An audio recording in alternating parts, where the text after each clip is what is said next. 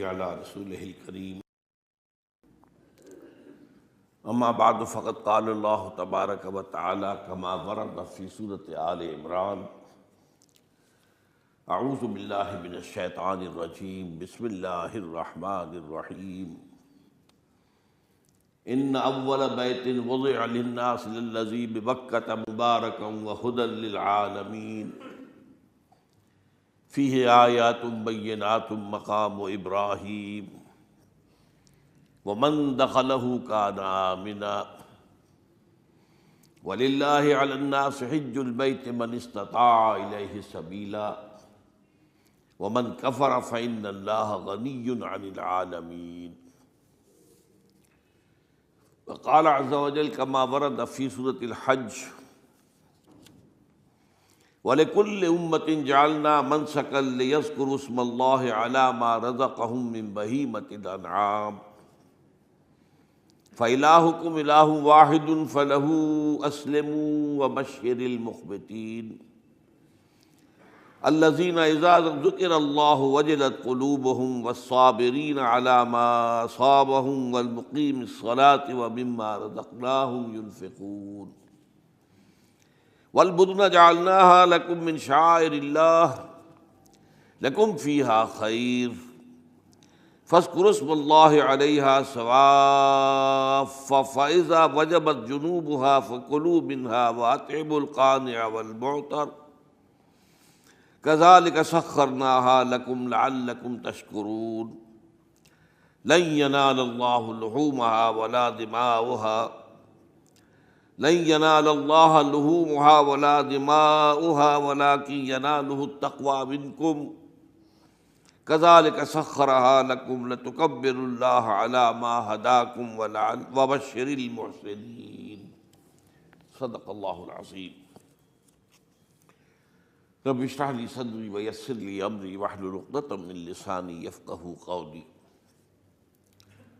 اللهم ربنا الہمنا رشدنا واعذنا من شرور انفسنا اللهم ارنا الحق حقا وارزقنا اتباعه وارنا الباطل باطلا وارزقنا اجتنابه آمین یا رب العالمین۔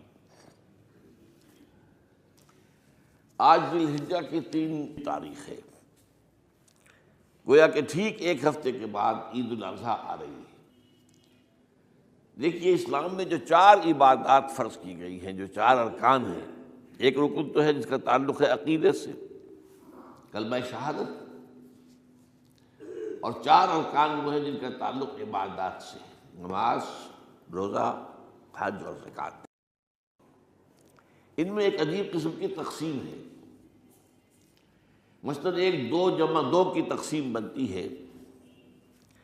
2 عبادات ان میں سے وہ ہیں جو ہر مسلمان پر فرض ہے، امیر ہو، غریب ہو، مرد ہو، عورت ہو، ہر ایک پر فرض ہے، نماز اور روزہ، یہ دونوں چیزیں ہر ایک پر فرض ہیں۔ لیکن 2 وہ ہیں کہ جو صرف صاحب استطاعت لوگوں پر فرض ہیں، وہ عام نہیں ہیں۔ جو صاحب نصاب ہیں ان پر زکوٰۃ ہے، جو صاحب استطاعت ہیں، حج کرنے کی استطاعت رکھتے ہیں، ان پر حج ہے۔ اس میں 2 جمع 2 کی ایک تقسیم اور آتی ہے، ایک اور اعتبار سے۔ قرآن میں زیادہ ایمفیسس 2 عبادات پر ہے، نماز اور زکوٰۃ۔ اقیموا الصلاۃ وآتوا الزکاۃ، اقیموا الصلاۃ وآتوا الزکاۃ، اقیموا الصلاۃ وآتوا الزکاۃ، یقیمون الصلاۃ ویؤتون الزکاۃ۔ یہ گویا کہ بندھا ہوا ہے ایک جوڑا، جبکہ یہ صورتحال جو ہے روزے کی بھی نہیں ہے اور حج کی بھی نہیں ہے۔ صلاۃ اور زکوٰۃ کا حکم بے شمار مرتبہ قرآن میں آیا، اور روزے کے سارے احکام ایک مقام پر سورہ بقرہ کے 23 رکوع کی 6 آیات میں سب کا سب بیان ہوئی۔ باقی تو بعض جگہوں پر اس کا صرف اس اعتبار سے تذکرہ ہے کہ اگر کوئی کفارہ ادا کرنا ہے اس کے لیے اتنے روزے رکھ لو، ورنہ یہ ہے کہ روزے کا اپنی جگہ پر مستقل بذات جو ہے وہ ذکر یا حکم موجود نہیں۔ اس اعتبار سے غور کیجئے، حج کا معاملہ بھی یہی ہے۔ وہ ایک تو یہ کہ سورہ آل عمران میں اس کی فرضیت کا ذکر آیا، وہ میں نے آیات آپ کو پڑھ کر سنائی ہیں، 2 آیات، ان پر ابھی گفتگو کریں گے۔ سورہ بقرہ کے 24ویں اور کچھ 25ویں رکوع میں کچھ اس کے مناسک بیان ہوئے، سورہ حج کے 4تھے رکوع میں اس کے مناسک بیان ہوئے، بس باقی پورے قرآن میں تو اس کا ذکر نہیں۔ تو اس اعتبار سے فرق ہو گیا 2 جمع 2 کا، لیکن یہ جو جن کی اہمیت اس اعتبار سے کم ہو گئی ہے، اللہ تعالیٰ کی عجیب حکمت نظر آئی کہ ہماری جو 2 عیدیں ہیں وہ ان 2 عبادات کے ساتھ منسلک کر دی گئی۔ روزوں کے اختتام پر عید الفطر،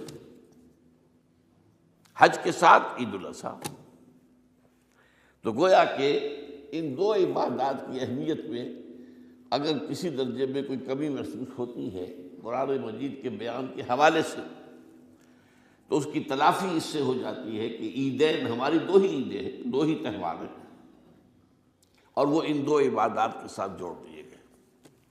اب آخری بات سمجھیے، 3 جمع 1 کی بھی ایک تفریق ہے۔ 3 عبادات وہ ہیں جو مؤقت ہیں صرف، یعنی معلق بالزمان، ان کا تعلق وقت کے ساتھ ہے، یہ نہیں کہ کسی خاص جگہ سے متعلق ہے۔ نماز ہر جگہ فرض ہے، ہاں البتہ اس کا وقت آئے گا، اگر سورج جو ہے نصف النہار سے ڈھلکے گا تو ظہر کا وقت ہوگا، اگر کسی وجہ سے اللہ تعالیٰ کی حکمت ہو کہ سورج وہیں کا وہیں کھڑا رہ جائے تو ظہر کا وقت آئے گا ہی نہیں، ظہر فرض ہوگی ہی نہیں۔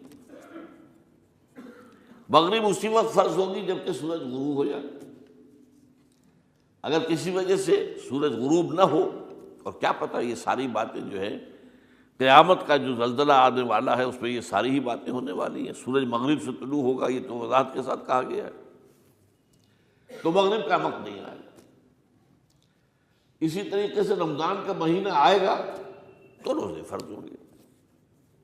اس حوالے سے یہ زمانے کا تعلق تو ہے لیکن کسی مکان سے کوئی تعلق نہیں۔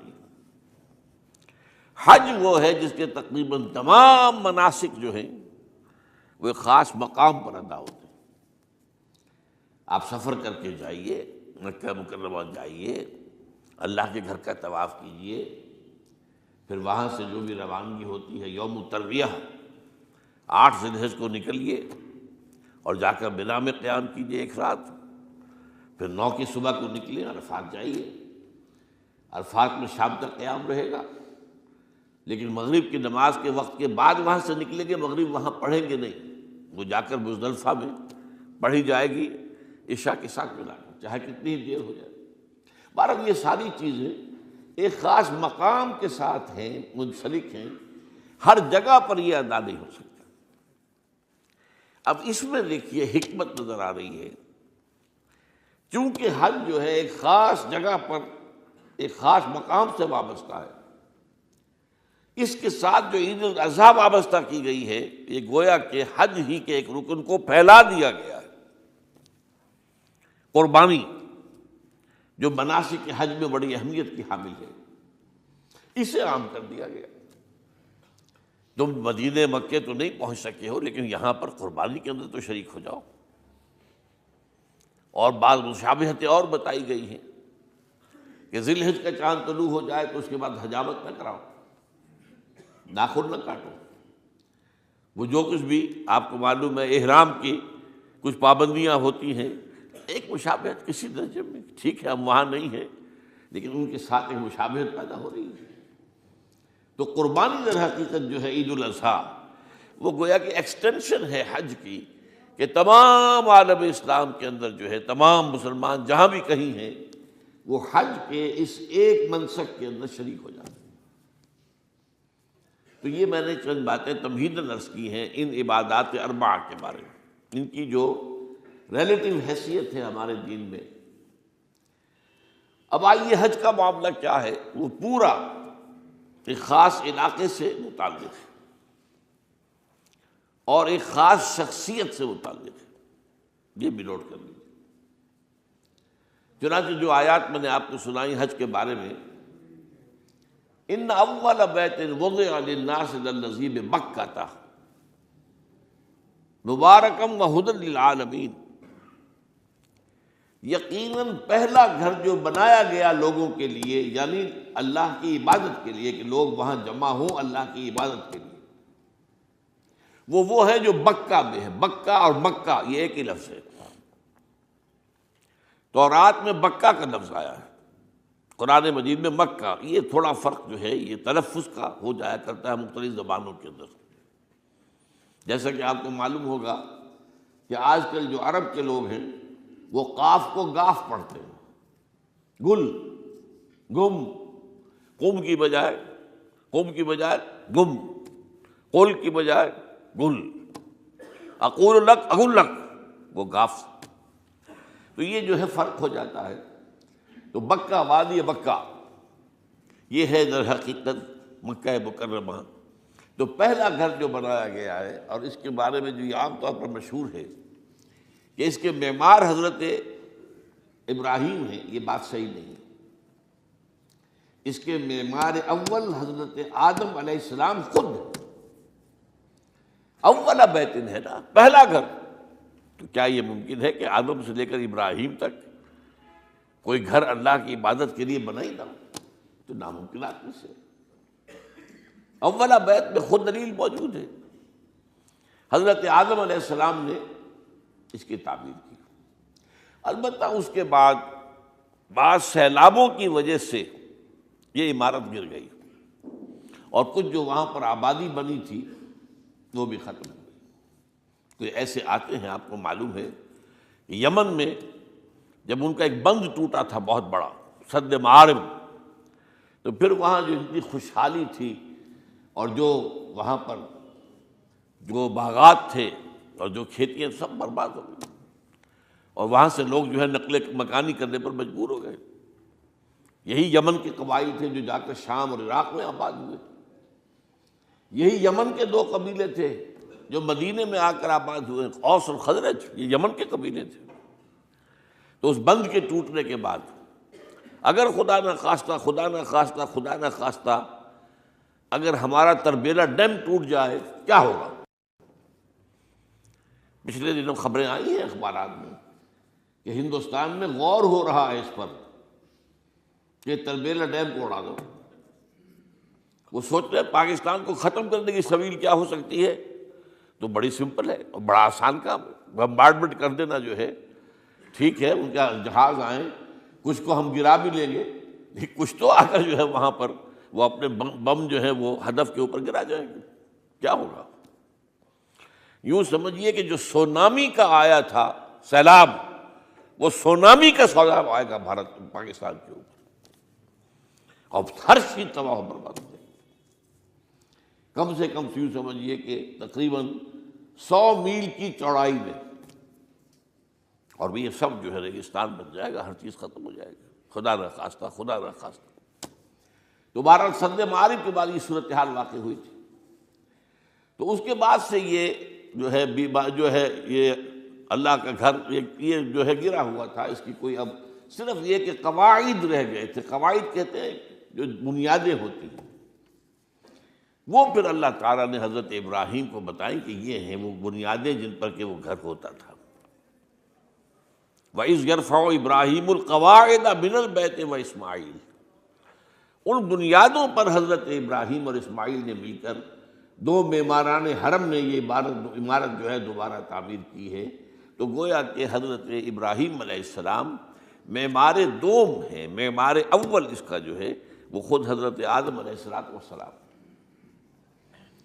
فیہ آیات بینات مقام ابراہیم، مقام ابراہیم ہے۔ جو بھی وہاں گئے ہیں انہوں نے دیکھا ہے کہ ایک پتھر تھا جس پر کھڑے ہو کر حضرت ابراہیم علیہ السلام تعمیر کر رہے تھے۔ اب آج تو آپ کو معلوم اسکیفولڈنگ لگ جاتی ہے، بانس لگ گئے، یا آج کل تو جو ہے پائپس جو ہے لوہے کے اس سے لگا کر، تو جیسے جیسے عمارت اٹھتی جا رہی ہے اسی طریقے سے اس کے ساتھ جو ہے وہ چل رہے ہیں اور ان کے اوپر کھڑے ہو کر تعمیر ہو رہی ہے۔ تو اس وقت کچھ نہیں تھا۔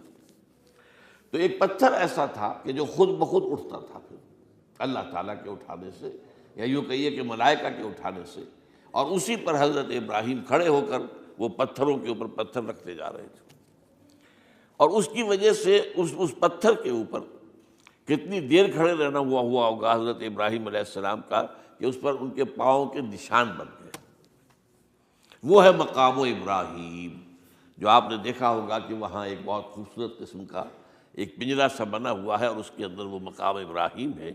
اور جب بھی طواف کرتے ہیں تو طواف کے بعد 2 رکعتیں جو ہے وہ پڑھی جاتی ہیں ابراہیم، مقام ابراہیم کے پیچھے، جتنا بھی قریب تر ہو کر پڑھا جا سکے، لیکن بہرحال رخ ادھر ہے۔ تو فی آیات بینات مقام ابراہیم ومن دخلہ کان آمنا۔ تو ایک تو یہ کہ وہ نشانیاں ہیں، وہ اللہ تعالیٰ جن لوگوں کی کہ دل کی آنکھ کھلی ہو، روحانی آنکھیں کھلی ہو، ان کو دکھاتا ہے، اور ایک وہ ہے کہ جو ہماری ان سامنے کی ظاہری آنکھوں کو بھی نظر آتی ہے۔ یہ نوٹ کر لیجئے کہ یہ مقام امن کا گہوارہ رہا ہے۔ عرب میں لوٹ مار، قتل، غارت، قتل کے بدلے میں قتل، پھر قتل کے جواب میں قتل چلتا تھا، لیکن اس وقت بدترین دور میں بھی عربوں کا معاملہ یہ تھا کہ کوئی شخص فرض کیجئے کہ وہ کئی مہینے سے اپنے باپ کے قاتل کو ڈھونڈ رہا ہے تاکہ قصاص لے سکے، بدلہ لے سکے، اسے قتل کر سکے، اسے کہیں نظر نہیں آ رہا، اچانک حرم میں نظر آ جاتا ہے، وہاں وہ نقصان نہیں پہنچائے گا اسے۔ یہ امن کا گھر ہے، اللہ تعالیٰ نے اسے امن کی جگہ بنایا ہے، بلد الامین کہا گیا ہے اس کو، امن والا شہر۔ تو یہ جو ہے، یہ تو آج تک بھی اس کی جو برکت ہے وہ نظر آتی ہے۔ وَمَن دَخَلَهُ كَانَ آمِنًا وَلِلَّهِ عَلَى النَّاسِ حِجُّ الْبَيْتِ مَنِ اسْتَطَاعَ إِلَيْهِ سَبِيلًا، اور اللہ کا حق ہے اپنے بندوں پر کہ وہ حج کریں اس کے اس گھر کا، جو کوئی بھی استطاعت رکھتا ہو سفر کی۔ اگر زاد راہ ہے، خرچہ ہے، جانے آنے کے اخراجات مہیا ہیں، اور یہ کہ آپ پیچھے جن کو چھوڑ کر جا رہے ہیں ان کے لیے بھی اتنے وقت کا جو ہے وہ انتظام ہے، کھانے پینے کا، گزارے کا، نان نفقے کا، تو آپ پر حج فرض ہو گئے۔ اب اگر اس فرضیت کے بعد کوئی شخص تاخیر کرتا ہے تو وہ بڑے گناہ کے اندر مبتلا ہے۔ جیسے ہی فرضیت ہو جائے، پہلا کام جو ہے، پہلا قرض جو ہے، یوں سمجھیے یہ اللہ کا قرض ہے بندوں پر۔ یہ لام جو آتا ہے، لام اور اعلیٰ، لام کسی کے حق کے لیے، اعلیٰ کسی کے اوپر حق ہونا۔ وَلِلَّهِ عَلَى النَّاسِ حِجُّ الْبَيْتِ مَنِ اسْتَطَاعَ إِلَيْهِ سَبِيلًا، یہ تو اللہ کا حق ہے لوگوں پر، لوگوں کے ذمے، یہ قرض ہے اللہ کا کہ اس کے گھر کا حج کریں، جائیں، طواف کریں، اور جو بھی اس کے مناسک ہیں ادا کریں، اور وہیں پر قربانی کا بھی ہے۔ لِيَشْهَدُوا مَنَافِعَ لَهُمْ وَيَذْكُرُوا اسْمَ اللَّهِ فِي أَيَّامٍ مَّعْلُومَاتٍ عَلَىٰ مَا رَزَقَهُم مِّن بَهِيمَةِ الْأَنْعَامِ فَكُلُوا مِنْهَا وَأَطْعِمُوا الْبَائِسَ الْفَقِيرَ، اسی کے اندر جو ہے مناسک کے اندر قربانی بھی ہے۔ افریقہ میں آپ کو معلوم ہے، شمالی افریقہ میں زیادہ تر لوگ جو ہیں جیسے کہ ہندوستان پاکستان میں ہیں ویسے ہیں، لیکن آپ جنوب میں چلتے جائیے تو رنگ گہرا ہوتا چلا جائے گا، انتہائی سیاہ رنگ، وہ بھی ہے، سب آ رہے ہیں، شکلیں جدا ہیں، زبانیں جدا ہیں، لیکن سب کے سب جو ہے ایک ہی نغمہ ان کی زبان پر ہے ایک ہی نغمہ، کہیں واضح کہیں مبہم، وہ ایک ہی مذہب، لبیک اللہم لبیک، لبیک لا شریک لک لبیک، ان الحمد والنعمت لک والملک لا شریک لک۔ اب یہ ترانہ ہے، توحید کا ترانہ ہے، اور گونج رہی ہے اس وقت، آپ اندازہ نہیں کر سکتے کہ وہ پوری سرزمین گونج رہی ہوگی اس ترانے کے ساتھ، کیونکہ تھوڑی تھوڑی دیر کے بعد نئے قافلے داخل ہو رہے ہیں۔ ابھی ایک قافلہ جو ہے اس نے سعی مکمل کی ہے، اس میں شامل ہو گیا، بلکہ اس کے دوران ہی ابھی اس کا ختم نہیں ہوا کہ تیسرا قافلہ چلا رہا ہے۔ وہ تو یہاں تو ظاہر بات ہے کہ میں نے چونکہ ایک نقشہ اپنی نگاہوں سے دیکھا ہے، مدینہ منورہ سے اور مکہ مکرمہ جاتے ہوئے رات کے وقت، کہ کہیں جو ہے وہ روشنیوں کی وہ قطار ٹوٹتی ہی نہیں تھی، مسلسل معلوم ہوتا ہے کہ سڑک کے اوپر گاڑی ہے، مسلسل، کہیں اس کے اندر وقفہ ہے ہی نہیں۔ اتنے بڑے پیمانے پر، اتنے بڑے پیمانے پر، اتنے بڑے پیمانے پر لوگ جمع ہو رہے ہیں۔ زبانیں جدا ہیں، ایک دوسرے کی زبان نہیں سمجھتے، لیکن ایک زبان اور بھی ہوتی ہے جو بغیر بولے سمجھ میں آتی ہے، اس سے معلوم ہوتا ہے سب کے لیے محبت ہے، ہمارے بھائی ہیں، تمام مسلمان ہیں۔ بعض کے اندر یہ محبت کا جذبہ زیادہ ہے۔ ترکوں میں انڈو پاکستان کے لوگوں کے لیے بہت محبت ہے۔ اب وہ بات جو نہیں کر سکتے، سمجھا نہیں سکتے، لیکن ان کی آنکھوں سے، ان کے انداز سے وہ محبت ٹپکی پڑتی ہے۔ تو عالمگیریت جو ہے اسلام کی، ہمگیریت، عالمگیریت، آفاقیت، اس کا جو مظہر نظر آتا ہے وہاں تھا۔ پھر یہ کہ ہمارے ہاں کی جتنے بھی فرقہ بندیاں ہیں وہ وہاں ختم ہو جاتی ہیں۔ وہاں اہل حدیث ہیں، حنفی ہیں، مالکی ہیں، شافعی ہیں، حنبلی ہیں۔ یہ کام بھی کیا ہے آ کر انہوں نے آل سعود نہیں، ورنہ اس سے پہلے جو ہے وہ 4 مصلے علیحدہ تھے، وہاں پر 4 جماعتیں علیحدہ ہوتی تھی۔ یہ حنفی مصلی ہے، یہاں پہ حنفی امام ہے وہ پڑھائے گا، یہ شافعی مصلی ہے، شافعی امام ہے وہ نماز پڑھائے گا۔ تو یہ جو ایک تفریق تھی وہاں بھی موجود تھی، انہوں نے ختم کیا۔ ایک امام کے پیچھے جماعت ہوگی، اسی میں حنفی بھی ہیں، مالکی بھی ہیں، شافعی بھی۔ کچھ ہیں لوگ جو زیادہ، جن کے اندر کچھ زہر زیادہ گھل گیا ہے فرقے واریت کا، وہ پھر نہیں نماز پڑھتے، وہاں پر محروم رہتے، اس کی فضیلتوں کو چھوڑ کر جا کر کہیں اپنے جو ہے گھروں پر جہاں ٹھہرے ہوئے وہاں جا کے نماز پڑھ لیتے ہیں کہ یہ جو ہے وہابی، ان کے پیچھے ہماری نماز نہیں ہوتی۔ لیکن نہیں، عام طور پر ایسا نہیں ہے، عام طور پر سب لوگ جمع ہیں، نماز پڑھ۔ اور ایک سب سے بڑا مشاہدہ جو ہوتا ہے، جو مجھے سب سے پہلے ہوا تھا پہلے حج میں، یہ 1962 کی بات ہے، تو میں نے محسوس کیا یہ نماز کے اندر اختلافات جو ہیں اسلام مسلمانوں میں صرف اتنے ہیں کہ جس سے جماعت نہیں ٹوٹتی۔ اختلافات ہیں، رفع یدین ہے یا نہیں ہے، آمین بالجہر ہے یا نہیں ہے، اختلافات تو ہیں، لیکن جماعت نہیں ٹوٹتی۔ وہ جو ڈرل ہے، ڈرل جیسے کہ ڈرل ہوتی ہے، آرمی پریڈ ہو رہی ہے، وہ ڈرل ختم نہیں ہوتی۔ ایسا نہیں ہے، میں نے جب سوچا اگر کسی مسلک کے نزدیک رکوع بھی 2 ہوتے، جیسے سجدے 2 ہیں، تو وہ لوگ تو ایک رکوع کے بعد دوسرا رکوع کرتے اور باقی لوگ سجدے میں چلے گئے ہوتے، جماعت ٹوٹ جاتی۔ یا اگر کسی کے نزدیک ہر رکعت کے اندر جیسے رکوع ایک ہے، سجدہ بھی ایک ہی ہوتا، تو کچھ لوگ تو ایک سجدہ کر کے کھڑے ہو جاتے ہیں اور دوسرے لوگ جو ہے دوسرا سجدہ کر رہے ہوتے ہیں، جماعت ٹوٹ جاتی۔ تو یہ میں سمجھتا ہوں کہ یہ کس کی حکمت ہے، کس نے یہ طے کیا کہ ٹھیک ہے آپ میں رنگا رنگی بھی ہو، اے ذوق اس چمن کو ہے زیب، اختلاف سے اختلاف بھی ہے، رفع یدین بھی ہو رہا ہے، آمین بالجہر بھی ہو رہا ہے، نہیں بھی ہو رہا ہے، سب کچھ ہے، لیکن وہ اجتماعیت نہیں ٹوٹ رہی۔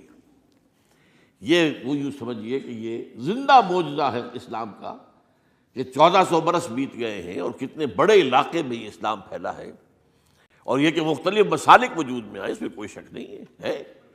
حنفی ایک علاقے کے اندر آپ کو ملیں گے صرف شافعی، ہندوستان کا بھی مغربی ساحل کے صرف شافعی ملیں گے آپ کو۔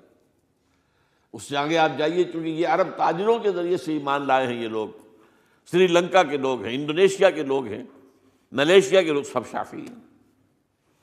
ہندوستان میں چونکہ اوپر سے شمال سے آیا ہے اسلام، یہ ترکوں کے ذریعے سے آیا ہے، اور وہ کٹر حنفی تھے، یہاں حنفیت آئی ہے۔ ترک جو ہے کٹر حنفی، یہ ترکی تو تھے جو آئے تھے۔ یہ کون تھا؟ محمود غزنوی کون تھا؟ سبکتگین کون تھا؟ الپتگین کون تھا؟ بختیار کاکی کون تھا؟ قطب الدین بختیار، یہ کون تھے؟ سب ترک۔ اور ترک بھی کون؟ غلامان، خاندان غلامان یاد کیجیے۔ لیکن بہرحال ان کے ذریعے سے جو اسلام ان کے ساتھ آیا ہے وہ خالص حنفی اسلام، تو کوئی حرج نہیں، وہاں جا کر سب جمع ہو جاتے ہیں ایک وحدت کے اندر۔ تو یہ چند مشاہدات وہاں کے ہوتے ہیں جو ہماری ظاہری آنکھوں کو بھی نظر آ جاتے ہیں، جس کا کہ قلب کے اوپر بڑا گہرا اثر پڑتا ہے۔ اب میں ایک موضوع لے رہا ہوں، یہ جو قربانی کا مسئلہ ہے اس کے بارے میں ایک زمانے میں تو بہت منکرین حدیث کی طرف سے اس کے خلاف بڑی جو ہے ایک مہم چلی تھی کہ ختم کیا جائے اس کو، یہ خام خواہ جو ہے خرچ ہوتا ہے بہت بڑا اور ضائع ہوتا ہے گوشت، اتنے بڑے پیمانے پر گوشت ہوتا ہے کھایا نہیں جاتا۔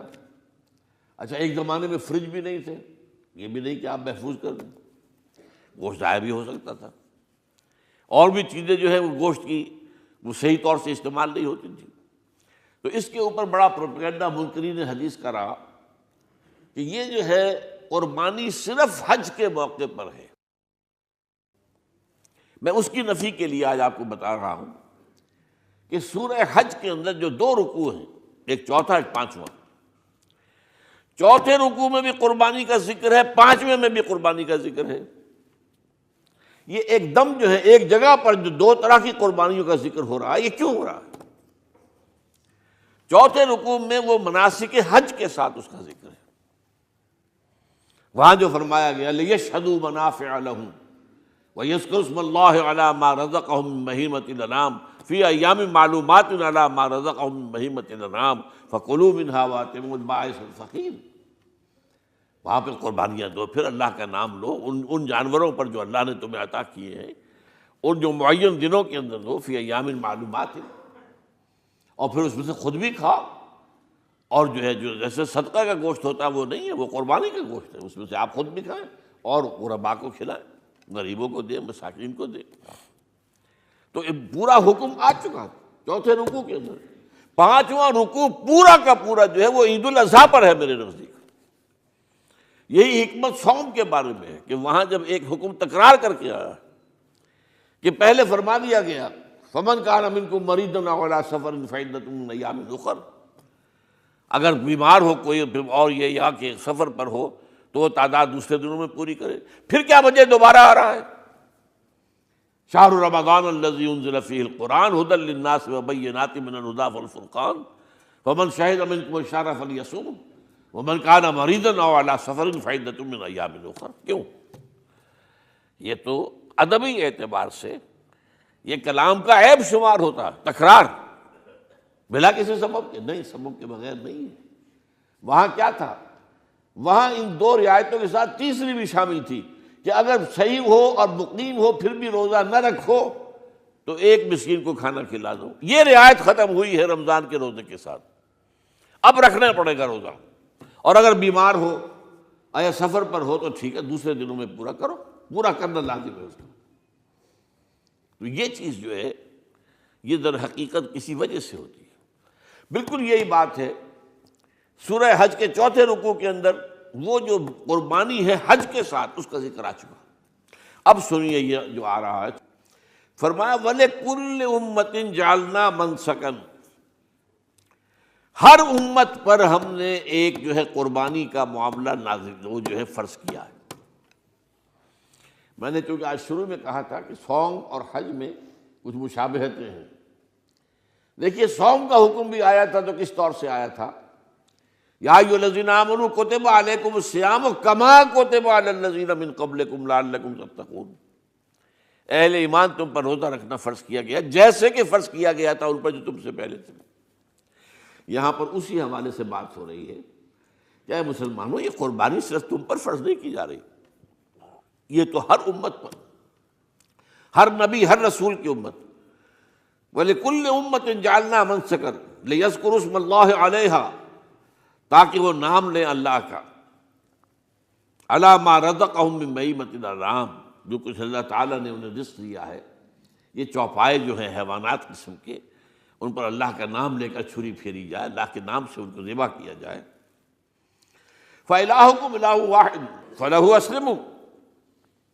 تو یہ جان لو کہ اس قربانی کی اصل روح کیا ہے، وہ یہ ہے کہ اللہ تمہارا